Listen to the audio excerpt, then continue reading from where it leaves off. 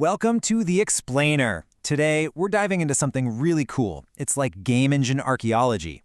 We're going to see how some seriously modern programming is breathing new life into a legendary piece of gaming history, and how a little bit of Rust can make a classic engine run better than it ever has before. So here's our game plan. First, we'll look at the problems plaguing a classic engine. Then, we'll introduce the modern fix, DTech, and get into its secret weapon, StreamDB. After that, we'll break down how this new system actually works and wrap up with the amazing benefits for pretty much everyone involved. You know the feeling, right? You're deep in the game, you turn a corner in some spooky hallway, and the game just hiccups for a split second. That little stutter, that jarring pause, is the game struggling to load stuff. It pulls you right out of the moment, and it was a huge frustration with a lot of older engines. Right, so the engine we're talking about is DTech 4. This thing was an absolute monster back in the day. It powered iconic games like Doom 3 and Quake 4. It was a revolution in 2004 for sure, but the way it handled game assets, all the models, textures, sounds, well, it's definitely showing its age. See, back then, DTech 4 packed everything into these files called .pk4 archives. And what were they, really? They were just giant zip files. That worked okay for the time. But today, when we need instant, flexible access to game data, this old method just creates some serious bottlenecks. And this old system came with some major headaches. First, you had those performance stutters from the game constantly unzipping things. Then, if you were an ambitious modder, you'd slam into a hard limit of about 65,000 files, which sounds like a lot, but it really isn't for big projects. Plus, making a mod was a total chore. You had to manually unpack these huge files, make your changes, repack them. It was slow, and one tiny mistake could corrupt the whole game. Not fun. All right, so that's the problem. Let's get to the solution. Meet DTech, a modern, open-source version of DTech 4. Its whole mission is to grab this classic engine by the collar and drag it, kicking and screaming, into the modern age of game development. And what's so smart about DTech is that it doesn't reinvent the wheel. It just takes the best community upgrades out there and puts them all into one slick package. It grabs gorgeous, modern graphics from a project called RB-Doom 3 BFG and smashes that together with the rock-solid stability from DH3 so the engine runs great on Windows, Linux, even the Steam Deck.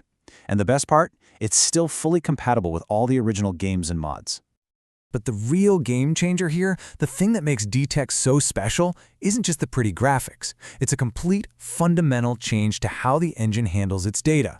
This is the secret sauce that makes everything else possible.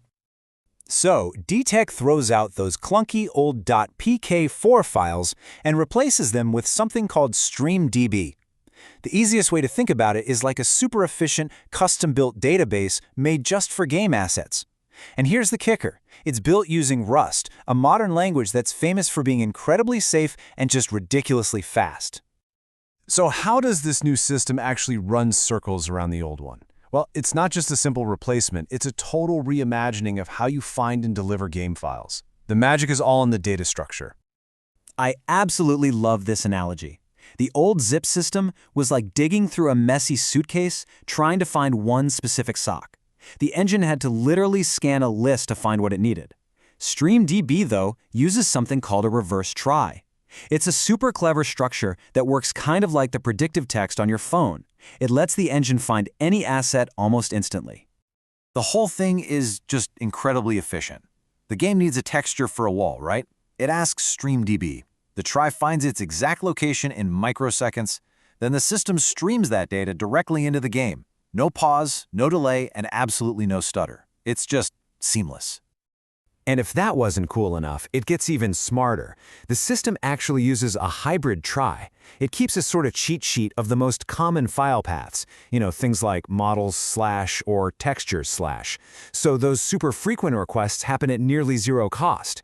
It's like having a speed dial for the game's most used assets.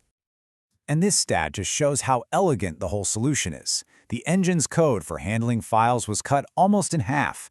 Think about that. Thousands of lines of complex, bug-prone C++ code for dealing with zip files just gone, replaced. Now it's way simpler, safer, and easier to maintain. Fewer bugs, more stable game. Okay, so all this tech is really cool, but what does it actually mean for the people making and playing these games? This is where the rubber really meets the road, and the payoff is huge. First off, you get a direct, measurable boost in performance. Because of the smarter data handling and better compression, levels can load up to 30% faster. That is a massive improvement, especially if you're on older hardware with a spinning hard drive. It just makes the whole experience feel so much smoother. And for the modding community, oh, this is a revolution, no question. That annoying 65,000 file limit, gone. Modders can build absolutely massive, complex worlds now. Packing up your assets is just one simple command. And get this, thanks to something called write-ahead logging, if your computer crashes while you're building a mod, your work isn't corrupted. It's a total lifesaver. And maybe the most critical part, all this progress doesn't erase the past. DTech can take an original mod from 2005 in that old .pk4 format and just automatically convert and load it on the fly. This means that decades of amazing community content are not just preserved, but get to live on a modern, stable engine. So here's the big takeaway. DTech isn't just a simple update. It's a fundamental rebuild of the engine's core. It tackles all those legacy problems with modern computer science, creating a platform that is just plain faster, way more reliable, and so much more powerful for anyone who wants to create something with it. And that leaves us with a really fascinating thought. This whole approach, yanking out an old, inefficient core system and swapping in a modern, purpose-built solution, could this be the blueprint for bringing back other classic games? What other beloved but aging titles are just one clever database away from a whole new life? Thanks for watching.